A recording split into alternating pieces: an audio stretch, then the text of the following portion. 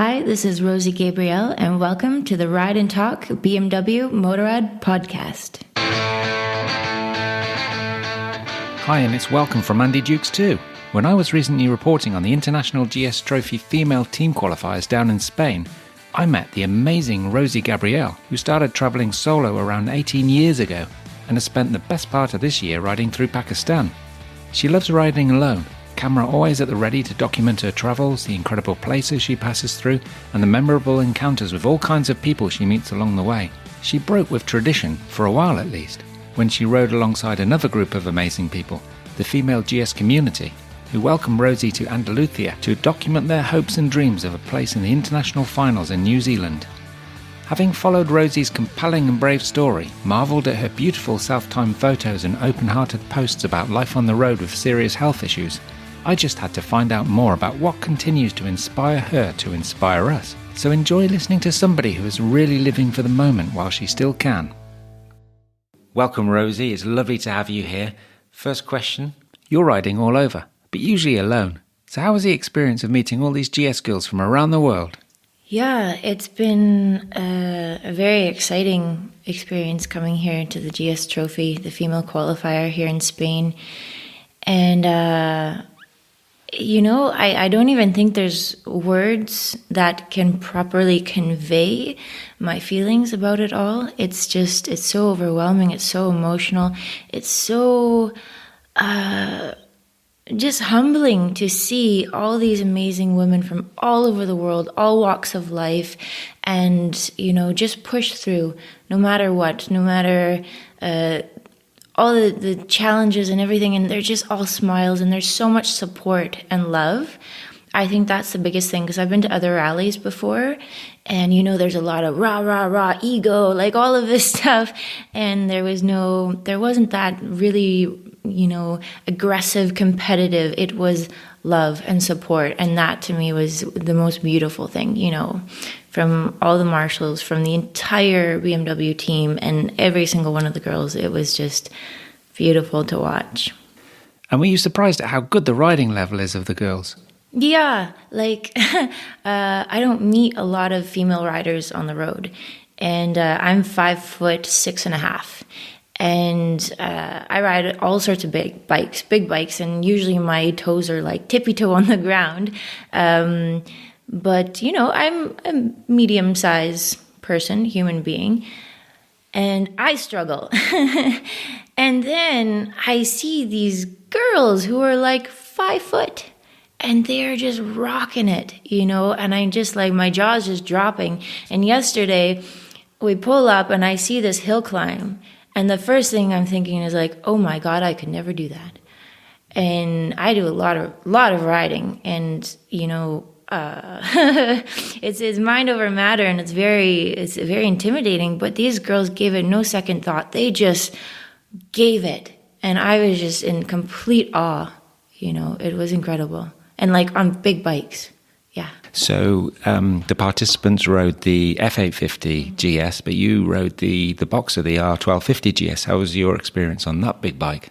Wow. So I've always wanted to try this bike, but with a little apprehension, because this bike is intimidating. It is a big bike. And I just finished the last 3 months riding on a little 250. So the sensation, I'm used to changing up my bikes all the time, but that sensation to go from, every single day, 10 or so hours a day riding a 250 to then hopping on a 1250, there's a big difference there. So it took some initial adjustments and getting used to. And you think oh my gosh, this is such a big bike. I'm not sure I'm going to handle it. And everyone's like, no, the 1250 just rides itself. And they're right. I was blown away. This thing is a tractor. This thing is so steady and so smooth. And yeah, I was like, ooh, this is nice. Do I have to go back to my 250 now? Yeah, it was amazing. Yeah. Why travel alone? Oh, yeah, this is a good one. Traveling alone for me is an opportunity to explore a little deeper. And not only the countries that I'm visiting, because it presents this opportunity. When you're alone, you're not in the safe bubble anymore. Like if you travel in a group, you kind of stay in that group. But when you're alone, you're kind of in this vulnerable position that opens you up to different experiences, such as people are more likely to approach you, to come invite you in their home, or you're more you're more likely to kind of go out of, you're not in your comfort zone, so you seek different things. And so it's not only an opportunity to explore the places you're going at a deeper level, but it's an opportunity to explore yourself at a deeper level. And for me, traveling solo is this journey to the depths of my own soul, to push myself to my own limits and to really get to understand myself in so many different situations and to grow to my maximum potential as a human being. And you've been on the road for how long now? So now I quit my job about 3.5 years ago, and I decided I wanted to travel full time. So about 3.5 years, little breaks here and there, going home for a month or so at a time, but pretty much just consistently traveling for about that amount of time. But you've been traveling for longer than that. Is that 3.5 years on a motorcycle, sort of pretty much full time? Yeah, but my first travels was 15 years ago. That was my first tour. I was 19. Yeah. So what motivated you to hit the road in the first place? 3 years ago? So I got to a point in my life where everything just sort of fell apart. I hit rock bottom. And I've had a lot of health problems my whole life, but at this point, things just got really, really bad. And I kind of gave up on life. And at that point, one of my friends passed away. And he was 31. He passed away in a car crash. It was really sudden. And I was going through our Facebook messages, and every year it was kind of the same thing. I was telling him, I was like, I'm not happy with my life. All I want to be doing is traveling the world by motorcycle. And it just kind of dawned on me. I'm like, hello, why aren't you listening to yourself here? And given that situation, I realized like life is so short. Like it can be taken like that. So I was thinking to myself, like, if I were to die tomorrow, have I lived the life that I wanted to live? Have I done everything that I wanted to do? And I said, absolutely not. And at that point I was like, you got to wake up, Rosie, you got to do this. So I was like, okay, all right, I'm going to travel the world by motorcycle. But, I felt that I saw the world differently. I felt that I could really share something with people.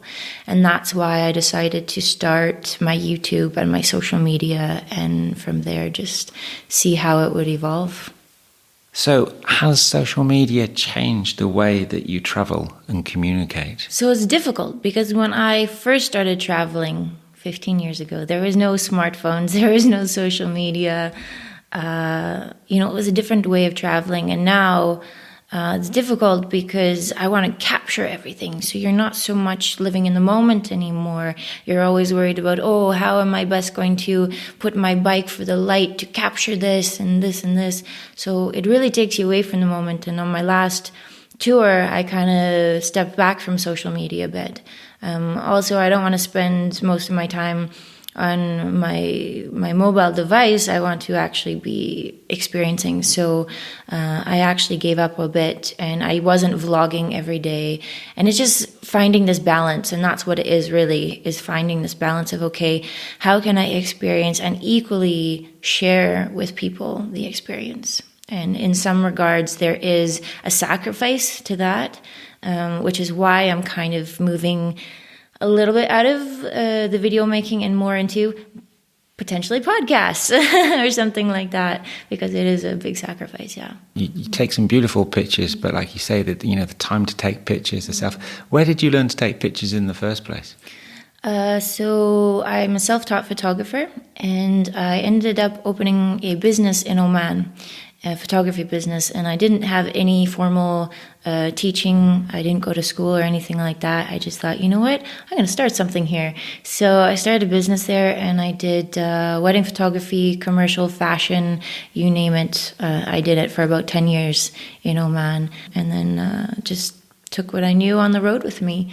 And but I do have this perfectionism in me, so everything has to be perfect. And I'm pretty sure I'm the only adventure rider who travels with 2.5 tripods and a flash gun. Yeah.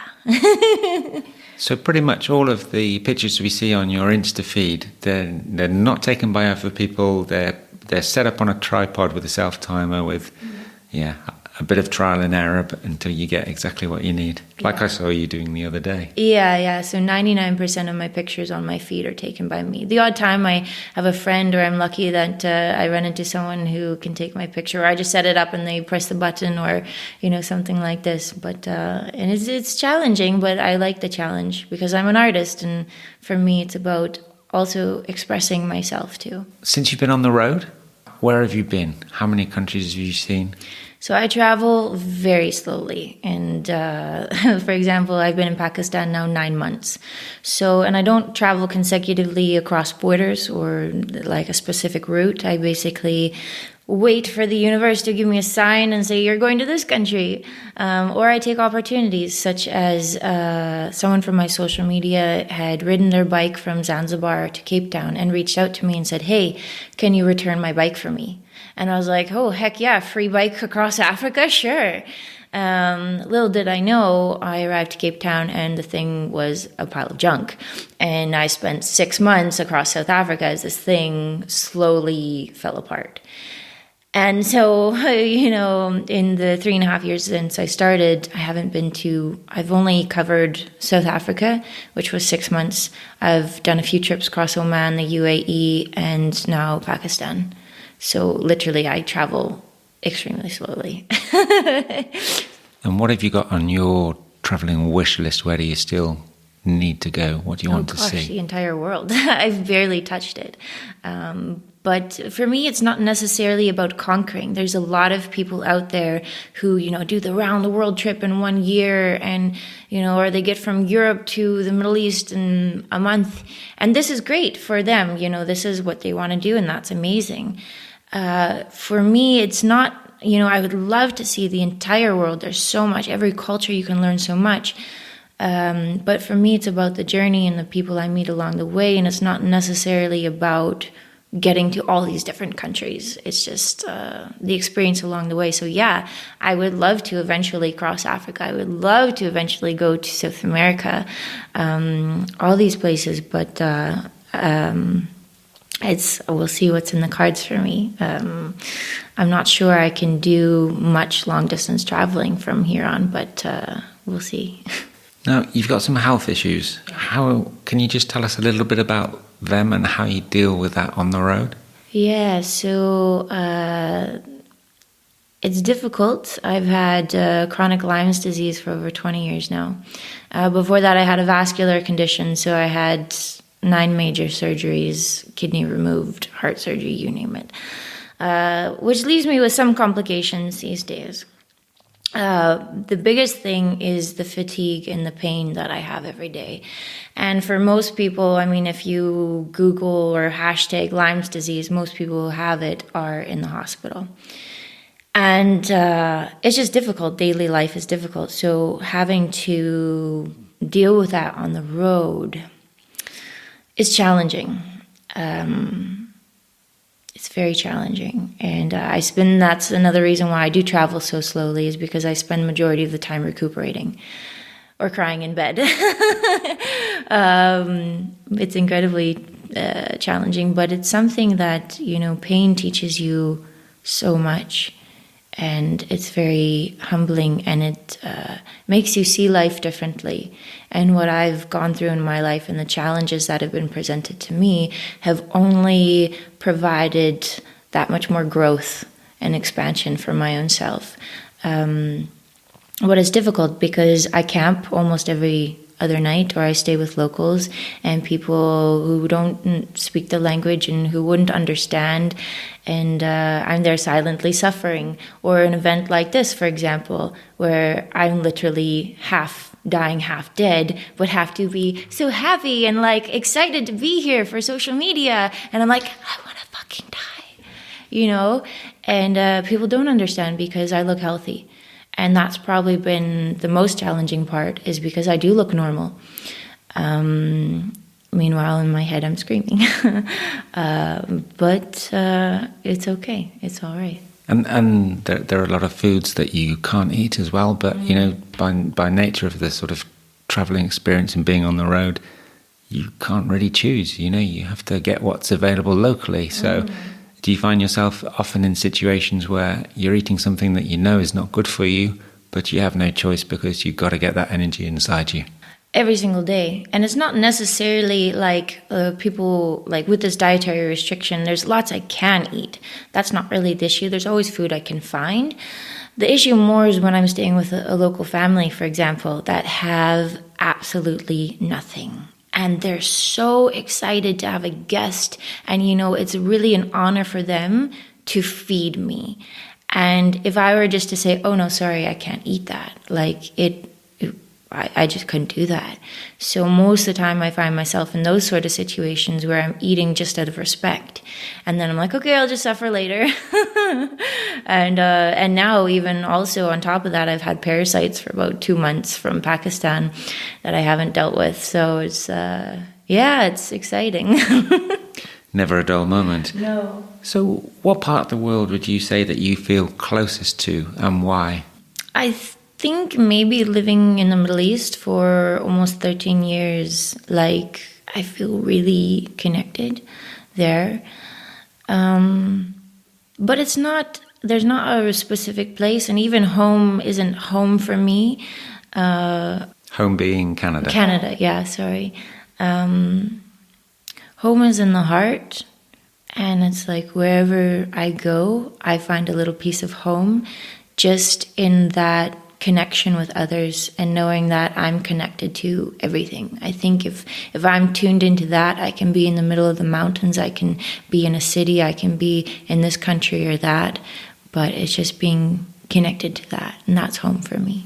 So in your experience so far, which would you say is the friendliest nation in the world so far that you've encountered? Oh, Pakistan is pretty high up there. Yeah. Definitely, like as an outsider, as a woman, and when I'm traveling there, I'm in the middle of nowhere. I'm surrounded by men all the time, and so they're not used to seeing women on bikes. It's a complete foreign thing to them, and you know, I'm so accepted and so respected there. People are just so excited to meet me, to have me in their home, to, you know, it's such a beautiful experience. And for a nation that, you know, if you look in the media about Pakistan, you're not going to find this. And people are very genuinely scared or apprehensive to travel there, and it's a little bit unknown. But definitely, they're most beautiful people. Yeah, I mean, you know, the female travelling alone in countries like that are portrayed in a different way, or Muslim or Arab countries portrayed in a different way in Western media. I guess that raises a few eyebrows from a lot of people everywhere you go. Yeah, but I think all over the world, like every place I've been, the people are so welcoming. I've never been to a country where they haven't been friendly and welcoming, right? And for me, but also it's this idea, and a lot of people I speak to, it's this energy you project. So if you project, like people aren't going to have necessarily the same experience that I have, because like if you go into a place with like a preconceived idea, or if you go in with fear or thinking a certain thing, then this is what you might find. But if you go in with a complete open mind and with respect and with love, this is what you're going to receive. So in 15 years of myself traveling, I've never really encountered unfriendly people. So you say you do believe in the kindness of strangers? Oh, absolutely. And that's another reason why I travel by myself. And I welcome challenges and things going wrong and my bike breaking down, because these are moments when you can really experience raw humanity. and love and kindness from strangers. And this is what keeps me going, because in your day-to-day life at home, you're not necessarily going to, experience it to this level, and that to me is the most beautiful thing about traveling by myself. During your travels, I think you've ridden loads of different bikes in various different countries, but what would you say is your most preferred bike so far, or the best bike that you feel you've ridden? Mm-hmm. So I've ridden over 30 different types of bikes all over the world. And a lot of people ask me, what's your favorite bike? And my answer is usually, it's just two wheels. It gets you from point A to point B. And really that's what it's about, because it's about the adventure. It's not necessarily about what you're riding. But that was until I rode the F700, and I did that tour across the south of Pakistan. And it was souped up. It was, I don't know what they do, modify these bikes, but that bike was so amazing to ride. It was, I think, if I were to have a favorite, that would probably be my favorite. And it's nice because I rode the 800 before, and it's a bit taller, but the 700 and the 800, there's a vast difference between them. And I really enjoyed that bike. What do you think holds most people back from stepping out, from traveling, from, seeking their dreams? Fear. And it's not necessarily travel related. It's anything in life. It's this fear of the unknown. It's these limiting beliefs, whether it's cultivated from themselves or the people around them or the media. It's this what if, or you can't do it. For a lot of women travelers, it's like, no, you can't do it because you're a woman. Or no, you can't go to this country because it's too dangerous. Or no, I can't do this because I have health problems. It's actually, you can. It's just you're telling yourself you can't. So, and the hardest thing is making that first step. Even for me, after traveling for 15 years, I still struggle that first step, and for me, it's different reasons. But, once you're out there, you realize, okay, this is easy. And it's getting that out of your mind and actually just throwing yourself into it and surrendering and not having that fear. Because I don't know what it is. I don't have that fear gene in me. A lot of people ask you, aren't you scared? It's like I can be in the middle of absolutely nowhere. And, if my bike breaks down or I don't know where I'm going to stay or something happens, I don't think about these thoughts don't even enter my mind, because I know that whatever is going to happen is going to happen. I can't stop that. I can't control that. So there's no point in worrying myself with that. So, fear. And it doesn't have to cost the earth in terms of being expensive, does it? I mean, you live in quite a frugal way, don't you? Oh, absolutely. This is the number one question I get, which is, how do you afford it? And to be honest, it's cheaper to travel than it is to live at home. I mean, travel can be as expensive or cheap as you want it to be. But rent in Vancouver is crazy expensive. And then you have insurance, and then you have gas for your vehicles, and then you have entertainment costs. And what most of my friends would spend going out in a weekend at home, I could spend in an entire month on the road. So I camp a lot. I stay with locals. I eat local food. Petrol for my bike is really cheap. Just to give you an idea, in the 6 months I traveled Pakistan, I spent 1,000 Canadian dollars. That is, I think, 600 euro. That's amazing. Yeah, you can't even spend that in rent in a month. What keeps you going? Oh, this idea that the journey isn't over, this self-discovery, that there's so much more out there.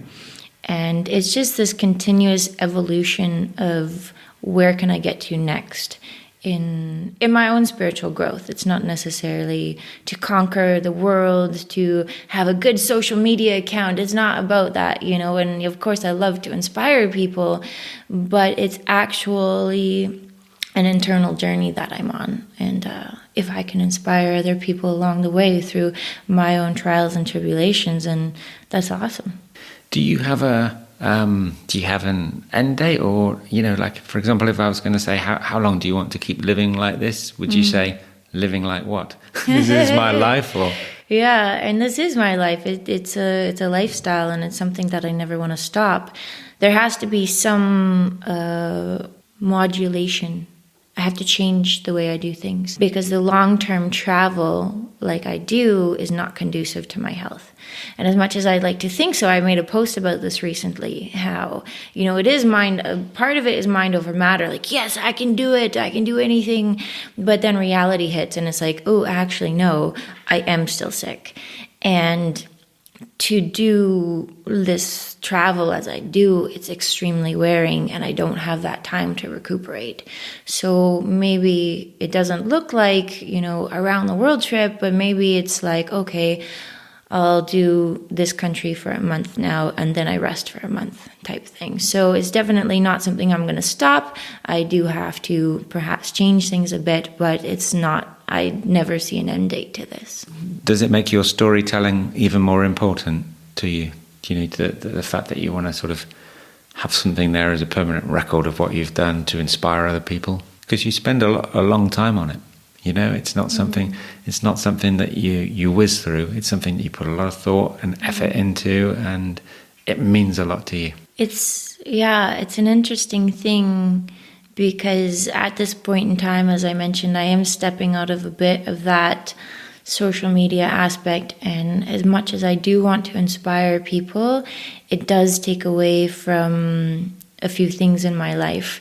So it's finding that balance. As I mentioned, I do want to continue doing what I'm doing, but maybe in different ways. Where would you say that you feel most at peace? When I'm in the middle of nowhere around absolutely nobody and literally vast landscapes where you're just in complete awe and you feel about this big and you're just like, wow. Like, I think in these areas when I'm on my bike and the most incredible surroundings, you feel so connected, and that I can't tell you how many times I've been brought to tears of just feeling this ultimate divine connection of just awe.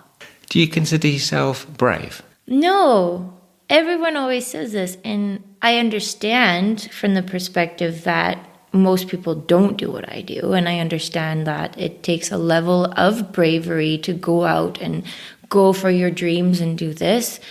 But for me, it feels completely normal, and I think it's because I don't have that fear. I'm just like, it's easy. I mean, in, some respects, but for me, it's just, don't know. But I guess, bravery to go and, do the things that you want to do. But I've always done that. I've never, when I was 20 years old, after I did my first tour, I needed money. And someone said, hey, you're a good singer, you should do something with it. So I was like, oh, sure, okay. So I applied for a band. Next thing I know, I'm shipped off to the Middle East and I'm singing in a 5-star hotel. Never performed on stage in my life. Sure, that takes bravery or stupidity. I don't know which one it is. A little naive at times, but I've never held back anything in my life. I've always just gone for it without thinking of, I don't know, or I don't know if I can do this or I can't do this. This never enters my brain. So for me, it's just normal. Is it important for you to give hope or inspiration to others through your travelling experiences? Absolutely, because I think this is the shining light for people. So many people do give up hope, or they think that they can't. And it just takes this one opportunity, or like this one flick of the switch to get people going. And I think that's another thing that keeps me going, of like why I want to continue on the social media journey and inspiring people, because since I began, because I am so transparent with my health problems, with my struggles, it's not the normal travel account that you would necessarily follow. But because of that, I can't even tell you. And I mean, in the beginning, it was a lot easier because I had a lot less messages. Now it's a little overwhelming for me to step into the darkness of my Facebook inbox. It's a little intimidating. But, for the first 2 or 3 years when I started, the messages I would get. And I think when you open that door of vulnerability, people connect to it, and it's safe because, I'm not there. And so they open up to me and the stories that I've heard and the challenges, and people say, oh, I've been struggling with this health problem, or my wife died last year, or this has happened and I wanted to give up on life. I had a teenager of 13 years old reach out to me who wanted to commit suicide and said, because I heard your story, I wanted to live again. Yeah, that's special, isn't it? That really is. And that's interesting because when you've got a very active social media presence, and that there are also going to be people out there who don't message you because they think, oh, she'll never respond. Or do you try and respond to a lot of the messages that come in, as many as you can? So these messages, absolutely. I can't tell you, I don't get paid for what I do. But I felt it was a personal responsibility. People were reaching out to me with these kind of messages. And so I took the time. I would take hours and hours and hours out of my day to write lengthy emails and responses to these people, because it felt a responsibility in that, I can really change this person's life. So yes, these sort of messages, absolutely, I take the time to do. There's a lot of messages that I get, oh, you inspire me, or this, or da-da-da-da. I would love to respond to all of these, but I can't. But the ones that really I know need that, I take the time to do it, yeah. And how long do you feel that you can keep this going for? I mean, where, for example, would you like to see yourself in 5 years' time? As I mentioned before, maybe go the podcast route. I do want to continue doing this, something maybe a little bit easier for me. But absolutely, like I said, when I first started this journey, I feel like I have something to give back to humanity or to inspire people. So I'm not sure exactly what that looks like. But I know my path isn't this. And the universe has kind of been telling me that for some time now, that it's okay, pull back the reins now. It's time to slow down a bit. Your path is elsewhere. It's still like this, kind of like this, but different. Yeah. So when you're an older lady sitting on your back porch with a bike parked up in the garage, what would you like to be remembered for? Well, my bike won't be parked up in the garage. I'll be riding it forever. What would I like to remember? Just not to have any regrets, just to live the life, because life is so short, and we take it for granted because it is really short. And just to know that I did everything that I could to live my best life, whatever that looked like. And for people who haven't found you yet, where can they find you on social media? So you can find me on Instagram, YouTube, and Facebook under Rosie Gabrielle. That is RosieGabrielle. Well, it's been inspiring talking to you, Rosie. Thanks ever so much for sharing all that with us, and we wish you the very best for your onward travels. My pleasure. Thank you so much for having me, Andy. Thank you. Well, there you have it. Don't sit on those dreams for too long. Get out there and make it happen. You can follow Rose's journey on Facebook, YouTube and Instagram at Rosie Gabrielle. The posts are honest, the photos are amazing, and the films are seriously heartwarming. Talking to Rosie makes me think that we should cover the topic of adventure travel more in future podcasts. So if you're dreaming of a big trip, do let us know what you'd like us to feature by contacting us via social media. That's all for now though. See you back here soon for the next episode of Ride and Talk, where two well-known International GS Trophy faces will be telling us exactly what to expect in February in New Zealand. Bye for now.